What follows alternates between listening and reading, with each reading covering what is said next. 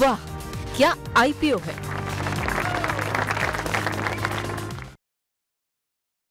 तो वाह क्या आईपीओ में आप सभी का बहुत बहुत स्वागत है। और बात करते हैं उन आईपीओस की जो आज खुल चुके हैं या फिर जो आईपीओ कल या परसों इस हफ्ते में खुलने वाले हैं। और अंशुल सर से जानेंगे कि क्या इन आईपीओ पर आपका दाव लगाना ठीक रहेगा या नहीं, क्या आपको लिस्टिंग गेन पर फोकस करना चाहिए या फिर आपको इन आईपीओस में लॉन्ग टर्म का एक नज़रिया बनाकर चलना चाहिए। तो चलिए सबसे पहले जिस आईपीओ की हम बात करने वाले हैं वो है ओरकला इंडिया का आईपीओ, जो कि आज खुल चुका है सब्सक्रिप्शन के लिए। ये 29 से 31 अक्टूबर तक खुला रहेगा। इस पर आप बोली लगा सकते हैं 31 अक्टूबर तक। कंपनी 1667 करोड़ रुपए के आसपास की रकम इस आईपीओ के जरिए जुटाना चाहती है। प्राइस बैंड 695 से 730 रुपए यहाँ पर तय किया गया है। एक लोट के लिए रिटेल इन्वेस्टर को लगाने होंगे 14,600 रुपए और एक लोट के अंदर आपको यहाँ पर 20 शेयर मिलेंगे।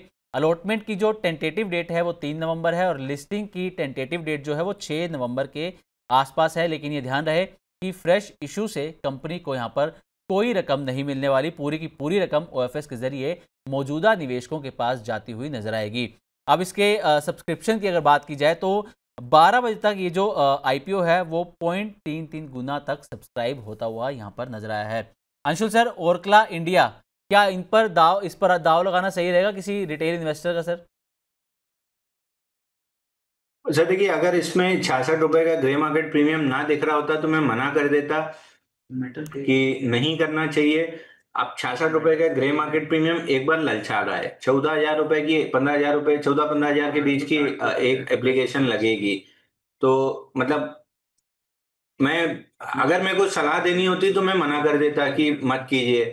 बट अगर मैं आईपीओ इन्वेस्टर होता तो मैं 66 रुपए का ग्रे मार्केट प्रीमियम देखते हुए एक लॉट तो अप्लाई कर देता, क्योंकि 14,000 रुपए के इसमें एप्लीकेशन में अगर 10% नीचे भी खुला तो 1,400 रुपए जाएगा। लेकिन अगर 66 रुपए ऊपर खुल गया तो ठीक ठाक प्रॉफिट बन सकती है। तो मैं उस हिसाब से एक लॉट जस्ट अप्लाई कर दूंगा। बट ओवरऑल सजेशन मेरा यही रहेगा कि ओएफएस 100% ओएफएस को अवॉइड करना चाहिए। तो अगर आप एकदम स्पष्ट सलाह चाहेंगे कि आप इधर उधर मत बोलिए, एकदम स्पष्ट बोलिए, तो मैं बोलूंगा मत कीजिए। ओके, तो सब्सक्राइब करने की ओरकला इंडिया को सलाह नहीं रहेगी अंशुल सर की। लेकिन हाँ, फिर भी अगर आप चाहते हैं कि थोड़ा बहुत यहाँ पर मुनाफा हो जाए या फिर अगर जीएमपी जो दिखा रहा है 66 रुपये का, अगर वो सही साबित होता है तो आपको कमाई यहाँ पर हो सकती है। लेकिन फिलहाल जो अंशुल सर ने सलाह दी वो आपको अवॉइड करने की सलाह दी है ओरकला इंडिया को। अब बात करते हैं अगले आईपीओ की, जो कि कल खुलने वाला है 30 अक्टूबर को, जिसका नाम है स्टड्स एक्सेसरीज। तो ये जो आईपीओ है ये 30 अक्टूबर से 3 नवंबर तक इसमें बोली लगाई जा सकती है। सब्सक्रिप्शन के लिए खुलने वाला है। छोटा ही इसका इशू साइज है 455 करोड़ रुपए का। इतनी रकम कंपनी जुटाना चाहती है। प्राइस बैंड 557 से 585 रुपये यहाँ पर तय किया गया है। मिनिमम इन्वेस्टमेंट जो होगा रिटेल इन्वेस्टर के लिए एक लोट के लिए वो होगा 14,625 रुपये का, जिसमें आपको 25 शेयर मिलेंगे एक लोट के अंदर। अलॉटमेंट डेट 4 नवंबर की इसकी हो सकती है, टेंटेटिव है। लिस्टिंग डेट भी टेंटेटिव है, 7 नवंबर रह सकती है। फ्रेश इशू, इसमें भी कंपनी को कोई रकम नहीं मिलने वाली फ्रेश इशू से। पूरी की पूरी जो रकम है वो ओएफएस के जरिए मौजूदा निवेशकों को जाने वाली है। तो अंशुल सर, जैसा कि आपने कहा कि अगर 100% ओएफएस है तो उसको अवॉइड ही करना चाहिए। अब ये अगला आईपीओ जो खुल रहा है सर, ये भी 100% ओएफएस है। तो इसको आप किस तरीके से देखते हैं? कंपनी के फंडामेंटल्स आपको कैसे लग रहे हैं सर? सर फिर वही बात है, अगर मगर वाली सिचुएशन में 55 रुपए का ग्रे मार्केट प्रीमियम देख के मैं अप्लाई की साइड झूल जाऊंगा।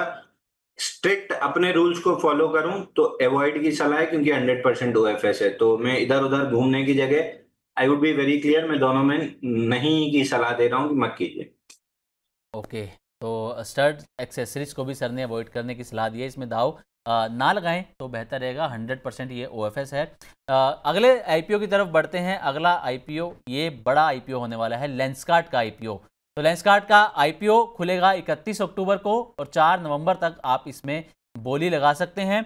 7,278 करोड़ रुपए इसका इशू प्राइस होगा। 382 से 402 रुपये इसका प्राइस बैंड रहेगा। 37 शेयर एक लोट में रखे गए हैं। 14,874 रुपये एक रिटेल इन्वेस्टर को इसमें मिनिमम इन्वेस्टमेंट करना होगा एक लोट के लिए।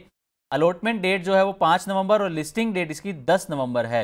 अब इसमें फ्रेश इशू है। फ्रेश इशू से कंपनी को 2150 करोड़ रुपए की रकम मिलने वाली है और OFS से जो इसके मौजूदा निवेशक हैं उनके पास जाएगी 5128 करोड़ रुपए की रकम।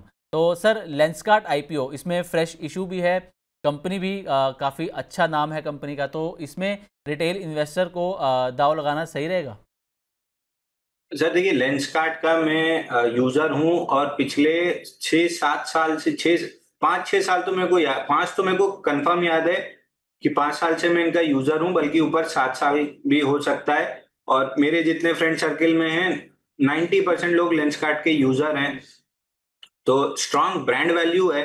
मगर कल मेरी बात हो रही थी मेरे मित्र से जो बहुत अच्छे फंडामेंटल एनालिस्ट हैं और आपके शो पे भी आते हैं, आपके चैनल पे भी आते हैं, तो उन्होंने कटाक्ष में एक बात कही थी कि आंख बंद करके इस आईपीओ में पैसा लगाना, क्योंकि खुली आंखों से इतना महंगा आईपीओ तो नहीं ले पाओगे। तो मतलब समझदार को इशारा काफी है। जी। मैं तो अवॉइड करूंगा, अगर मेरे को पर्सनली लगाना होता तो मैं अवॉइड कर देता। अच्छा अच्छा सर, इसमें एक खबर ये भी आई है कि अभी SBI म्यूचुअल फंड की तरफ से 100 करोड़ रुपए इसमें इन्वेस्ट किए गए हैं IPO आने से पहले।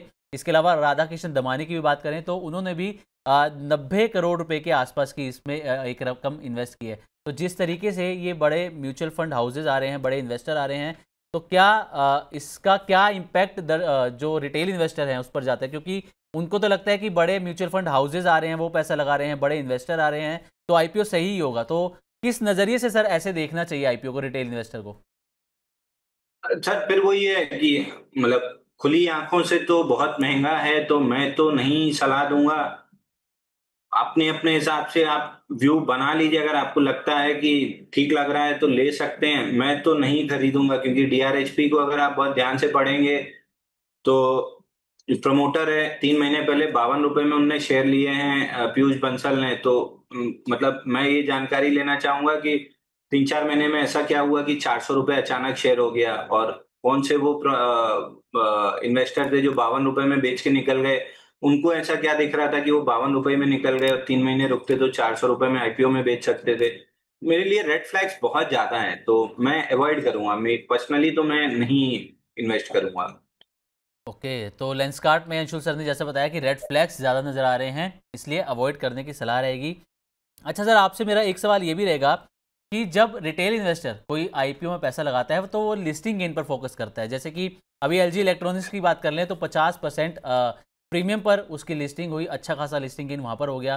तो सर क्या रिटेल इन्वेस्टर्स को लिस्टिंग गेन पर ही फोकस करना चाहिए या फिर लॉन्ग टर्म का भी एक IPO में नज़रिया रखना चाहिए, या फिर कोई कैटेगरी है कि हाँ इस कंपनी में लॉन्ग टर्म का नज़रिया लेकर चलें और इस कंपनी में लिस्टिंग गेन लेकर बाहर निकल जाएं?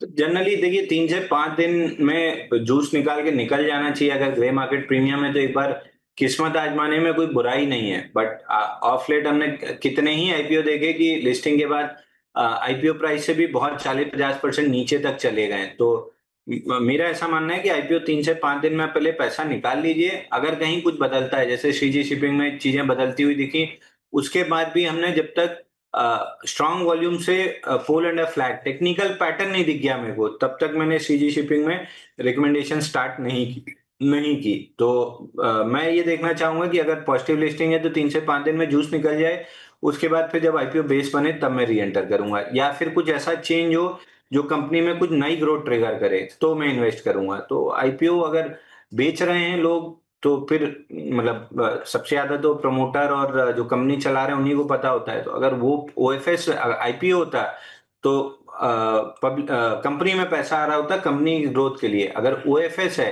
तो प्रमोटर कैश आउट कर रहा है या पुराने इन्वेस्टर कैश आउट कर रहे हैं, तो उनको मैं एग्जिट क्यों दूंगा। बिल्कुल ठीक है सर, तो ये तो हमारी बात हो गई उन IPOs पर जो आज सब्सक्रिप्शन के लिए खुले हैं।